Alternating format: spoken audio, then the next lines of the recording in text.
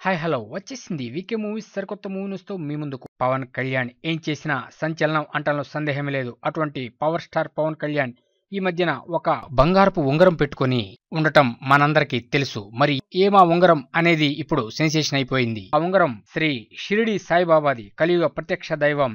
ఆ ఉంగరం మన పవన్ కళ్యాణ్ చేతికి పెట్టుకోవటంతో ఇప్పుడు ఒక సెన్సేషన్ క్రియేట్ అయింది. ఇన్నాళ్లు సీక్రెట్ గా ఉన్న ఆ విషయం ఇప్పుడు బయటకు వచ్చేసింది. ఆ ఉంగరం షిరిడి సాయిబాబాది. జై సాయిరామ్. అసలు ఎందుకు ఈ ఉంగరం పవన్ కళ్యాణ్ పెట్టుకుంటున్నాడు అనే విషయంలోకి వెళ్తే, పవన్ కళ్యాణ్ ఎక్కువగా యోగాని ఇష్టపడతాడు.